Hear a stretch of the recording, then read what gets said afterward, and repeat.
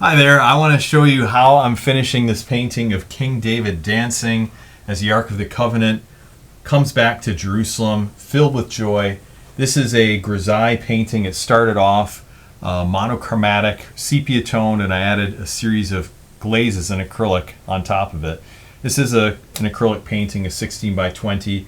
I'm going to be adding some details, nuances, show you how to get separation in the background where the subject stands out. We have that pretty much dialed in, but I want to take it a little bit closer, and then I'm going to sign off in this painting. It's been a long process here, and I'm excited about finishing it up here. So let me just show you the last few steps as I bring this painting home.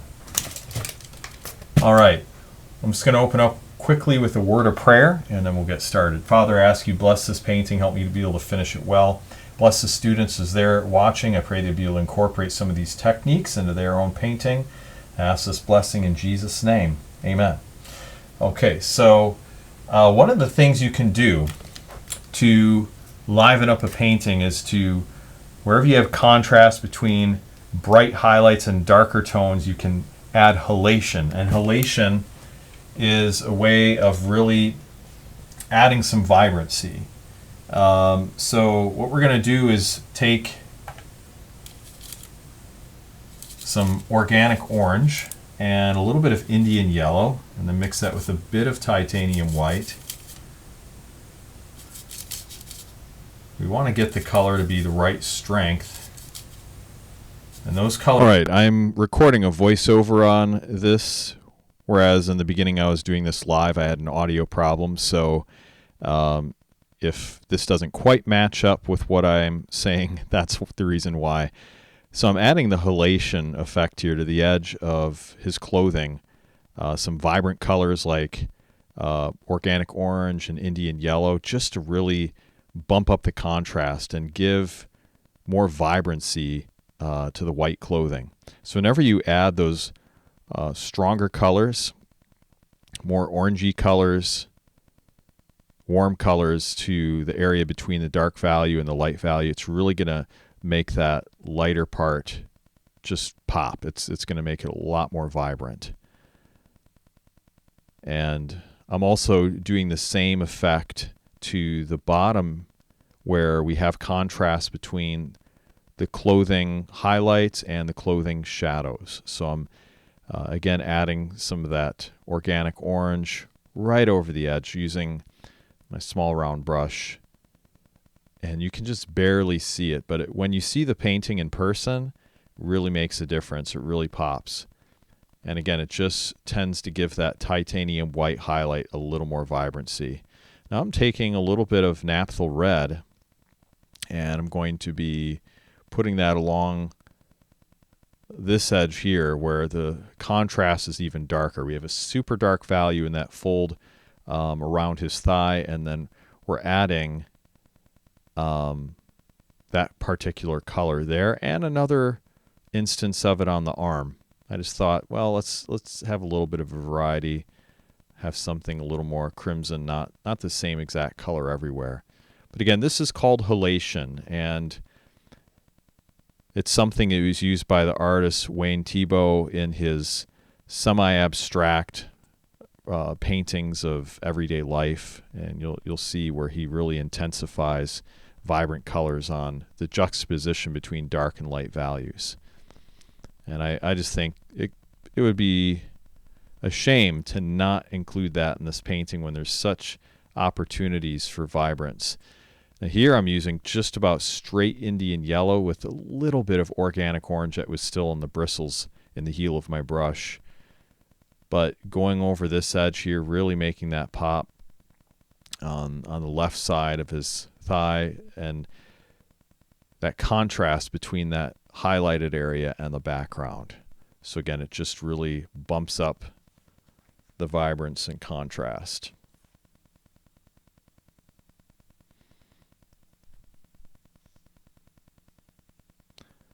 Now I'm going to be adding a little bit of that Indian yellow glaze just to the inner edge of that top contour of his shoulder and arm.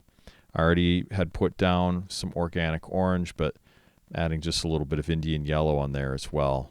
And again, that just it's going to add a little more vibrance. And I kind of wipe, the glaze as I apply it. I use my fingers a lot in painting, so just kind of dabbing it a little bit as well. And now we're going to be adding some of that to the forearm because, again, there's a dark background behind it, really stands out. We want to make sure we get that contrast there. So that's important.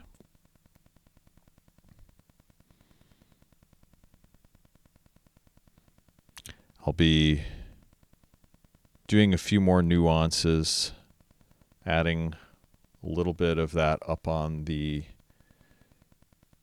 area between the shirt and the chest. You can see how everything's coming together here. I want to add some highlights to the background. So the stonework on the wall, I want to just bump up the contrast a little bit with titanium white mixed with a bit of Indian yellow and then diluted with just a bit of matte medium to make it semi-opaque. You can see I'm adding the matte medium to the mixture and then introducing a little bit of Indian yellow in as well. And then this is going to go, again, onto the area up there, that highlighted portion in the upper left, just adding some highlights to the facade of that brick. I just think it's a good opportunity to really bump up the contrast, give the background a little more depth, a little more interest, and also to help it match the area that's above his head because that's much brighter, and I would expect that because this is being illuminated by the sun, this would be brighter as well. I'm just using short, choppy brush strokes. This is a filbert brush, and that works very, very well for putting these in. I'm adding a little bit to that area above his head too. Just want to push up that contrast a bit more. And if you end up painting over, just wipe it off. I got a little bit on his hair and I just quickly wipe it off. No big deal. Add a little bit of that lighter mix as well to the stones in the middle. Now on the upper right corner, I'm just kind of leaving that be. I don't want to add that all the way across. It's nice to kind of frame the image and have a little less detail on the edges, so have more of the contrast, more of the detail in the middle area of the image. But as we get to the upper right corner, there's no need to pull our eye up to that area. We want to keep the eye engaged in what's going on more in the center of the image. So I purposely didn't add those highlights up there. But I am adding highlights to the pillars as well. And again, a little bit more on the top. Yep, just a little bit more up there. You can see again how that's all coming together. And again, just pointing out where I'm not adding detail up there. Not the highlights nor the shadows either. Just going to keep that focal point in the center of the painting.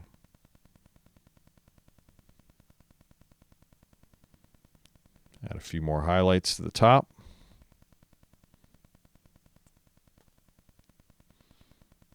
Just take a look at everything, see if there's anything more that can be done.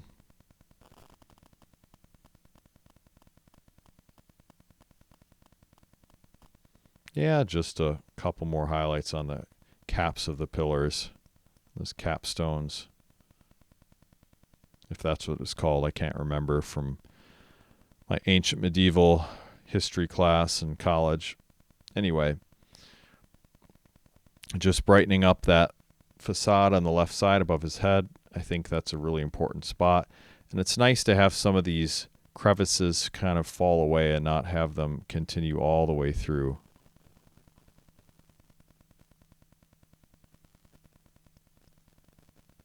So adding a few highlights on the pillars.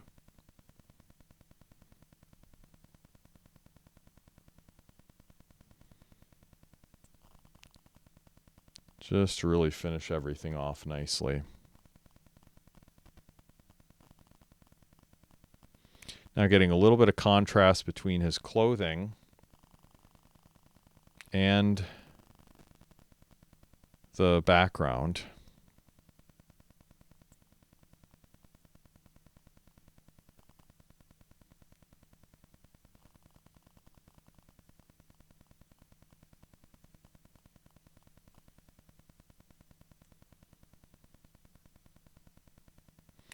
I'm going to use a slightly darker color here. Slightly darker color. So it's Romber dark, a little bit of burnt sienna, I believe, organic orange. And we're just kind of taking care of a few nuances on the hair, just finishing some of those shadows and finishing the forms there.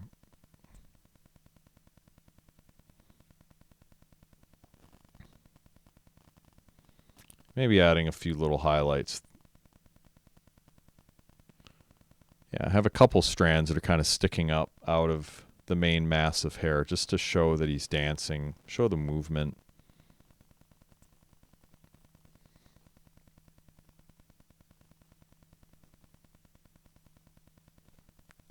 We have another little lock of hair kind of jetting out.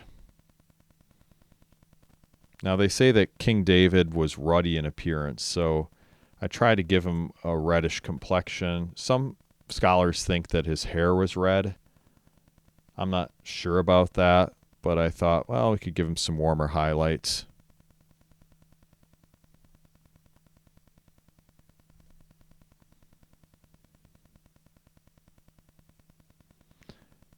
And either way, I mean, if the sun is shining on him, there's going to be some warmer highlights anyway, I would think.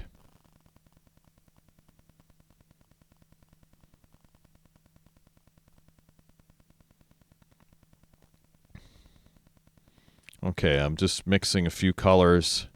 A little Romber dark, burnt sienna, raw sienna.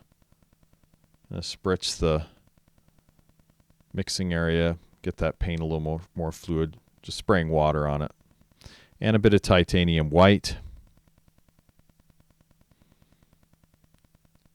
And some organic orange.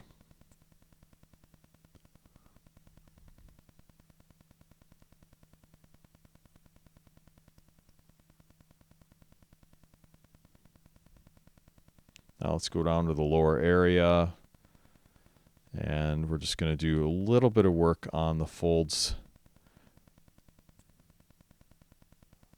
of the fabric there.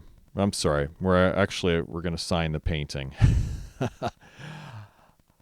I'm recording this after the fact, so it's not live here as I'm just doing a voiceover.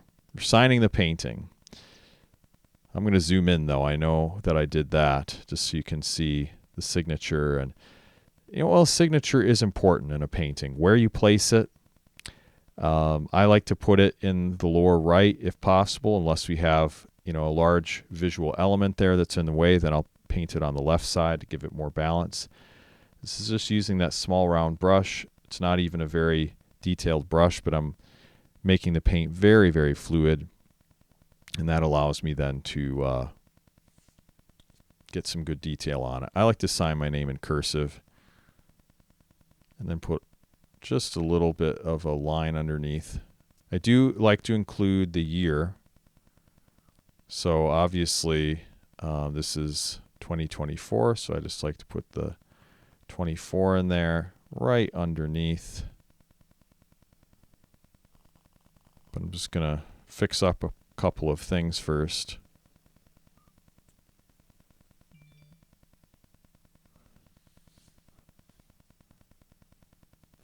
And then get that year in there. Now you don't want to put your signature too close to the edge because the overhanging part of the frame can cover that up. The rabe, however that's pronounced, can end up covering up the signature. So you want to make sure it's comfortably away from the edge of your painting. And that's how I sign it. So it's all finished here. I thank you so much for watching this video.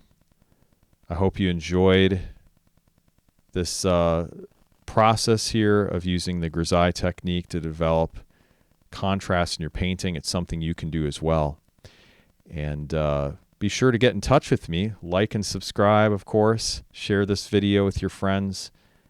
You can see more of my tips, tutorials, classes at Realistic Acrylic Portrait School, realisticacrylic.com.